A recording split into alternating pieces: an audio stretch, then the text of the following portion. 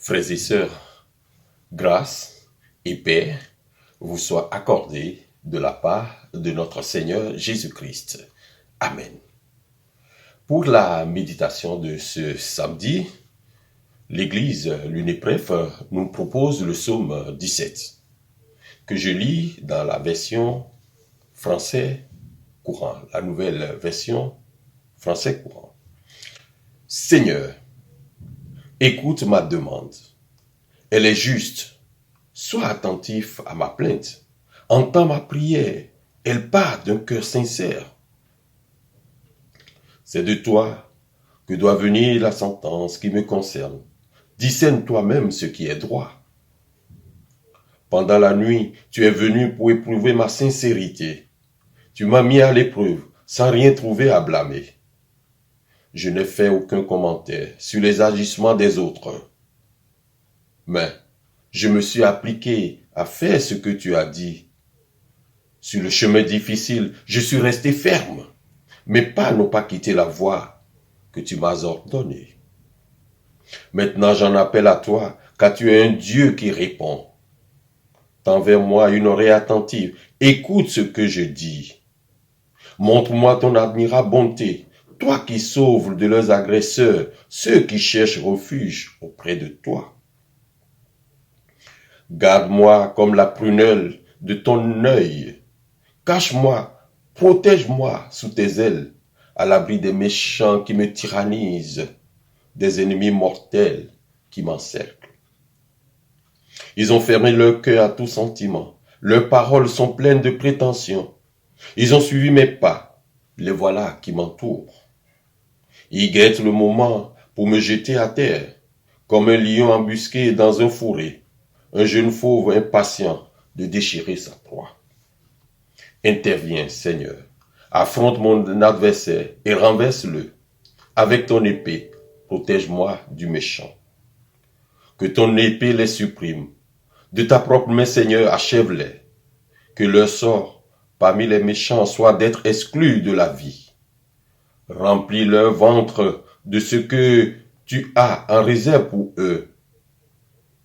Que leurs enfants boivent jusqu'à plus soif et laisse le reste à leurs petits-enfants.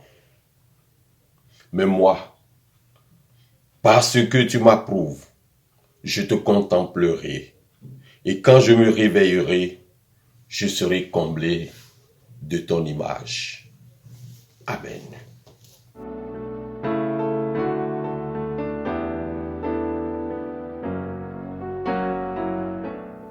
Les psaumes 16 et 17 forment comme les deux parties d'un tout. L'un et l'autre sont la prière d'un homme pieux qui trouve en Dieu un bonheur infiniment préférable à la prospérité de ses ennemis. La joie du croyant est l'élément dominant du premier de ces deux psaumes. Le bon droit du persécuté, en opposition à la méchanceté de ses adversaires, forme le terme du second.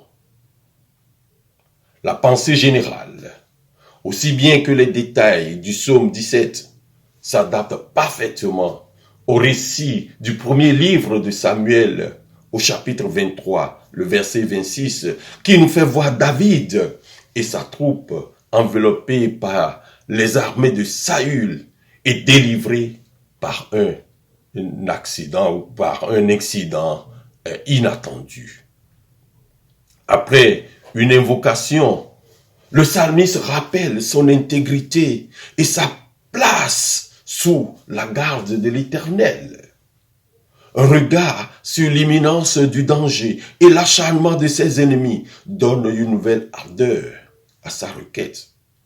Mais comme c'est souvent le cas dans les psaumes de David, le calme revient soudain et le psaume se termine en rappelant combien les joies, les meilleures des humains de ce monde sont inférieures à celles qui sont réservées à son fidèle. À la strophe 5, le psalmiste dit « Je suis resté ferme, mes pas n'ont pas quitté la voie que tu m'as ordonnée. Oui, soutiens mes pas dans tes sentiers, s'écrie le psalmiste. La parole de Dieu nous montre bien dans quelle direction nous devons marcher, mais c'est sa grâce qui seule peut nous donner la force de le faire. Bien que le psalmiste puisse se glorifier d'avoir gardé la justice au milieu des tentations très violentes, cependant, sentant sa faiblesse, il demande encore à Dieu la grâce de la persévérance. À la strophe 6, il dit, moi je t'invoque, car tu me réponds, ô Dieu, incline ton oreille vers moi, écoute mes paroles. Oui, les expériences du passé encouragent le psalmiste à compter sur de nouvelles délivrances. À la strophe 8, le psalmiste dit, garde-moi comme la prunelle de ton œil. Cache-moi, protège-moi sous tes ailes. Oui, le choix des deux images, prunelle de l'œil et ombre de ses ailes, si belle et si touchante que le psalmiste emploie au verset 8 ou à la strophe 8, rappelle le souvenir d'un passage de Deutéronome, notamment le cantique de Moïse, qui dit « L'Éternel l'a trouvé dans une contrée », c'est-à-dire a trouvé son peuple dans une contrée déserte, dans une solitude aux effroyables hurlements. Il l'a entouré, il a pris soin de lui, il l'a gardé comme la prunelle de son œil, pareil à l'aigle qui éveille sa couvée, voltige sur ses petits, déploie ses ailes, les prend, les porte sur ses plumes. Deutéronome chapitre 32, les versets 10 et 11. Et le psaume 91, au verset 4, le dit également, il te couvrira de ses plumes et tu trouveras un refuge sous ses ailes. La pensée du psalmiste se résume en ceci. Voyant qu'il ne pouvait être délivré que par quelques moyens rares et insolites, il fonde son espoir sur la puissance merveilleuse du Seigneur. L'angoisse le force à attendre un miracle. C'est encore vers lui le Seigneur, le Créateur des choses visibles et invisibles que nous tournons nos regards en ce moment de confinement prolongé pour être délivrés du Covid-19. C'est à lui que nous crions comme les apôtres et comme eux, nous disons au Christ, Seigneur, sauve-nous parce que nous périssons. Amen. Prions. Seigneur notre Dieu, riche en miséricorde, avec une diligente sagesse, tu guides toute notre vie. Nous t'en prions. Écoute notre prière. Reçois notre repentir pour nos péchés. Mets un terme à la nouvelle maladie contagieuse. Tout comme tu as mis un terme au châtiment de ton peuple au temps du roi David. Toi qui es le médecin de nos âmes et de nos corps, accorde la santé à ceux qui sont atteints de cette maladie, en les faisant promptement se lever de leur lit de douleur pour qu'ils puissent te glorifier, toi le Sauveur miséricordieux. Préserve de toute maladie ceux qui sont en bonne santé. Bénis, fortifie et garde par ta grâce tous ceux qui et toutes celles qui, avec amour pour les humains et esprit de sacrifice, soignent les malades dans leur maison ou dans les hôpitaux. Éloigne toute maladie et souffrance de tes enfants et apprends-nous à apprécier la vie et la santé comme des dons qui viennent de toi. Accorde-nous ta paix et remplis nos cœurs d'une foi inébranlable dans ta protection, d'espérance en ton aide et d'amour pour toi et pour notre prochain. Car c'est à toi qu'il appartient de nous faire miséricorde et de nous sauver, ô notre Dieu, et nous te rendons gloire, Père, Fils et Saint-Esprit, maintenant et toujours, au siècle des siècles. Amen. Que la grâce de notre Seigneur Jésus-Christ soit avec nous.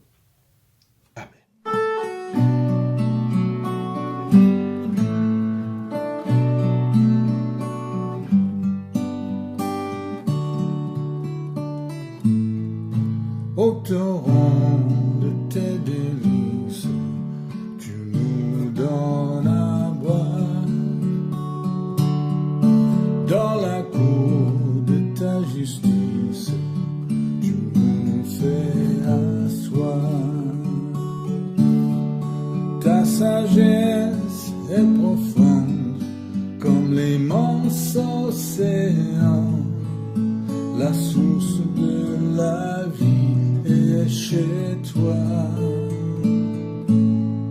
Ton amour monte jusqu'au nuage.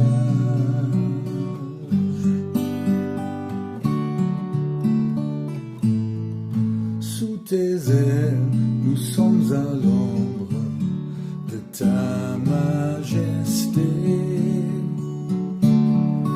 La lumière de ton royaume nous garde dans la paix. Que mes pieds ne chancellent pas, que mes yeux se tournent vers toi, même sous les poids les plus lourds. Fais de moi témoin de ton amour.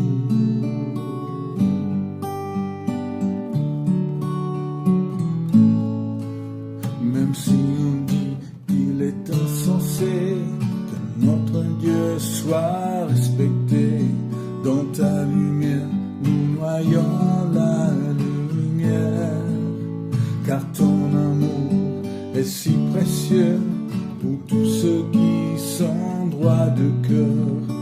Veuille nous garder, ô Seigneur.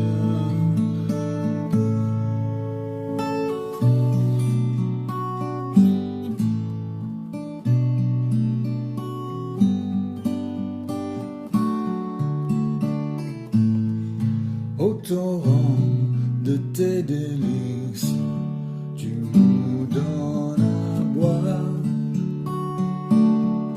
Dans la cour de ta justice, tu nous fais asseoir. Ta sagesse est profonde comme l'immense océan. La source de la vie est chez toi.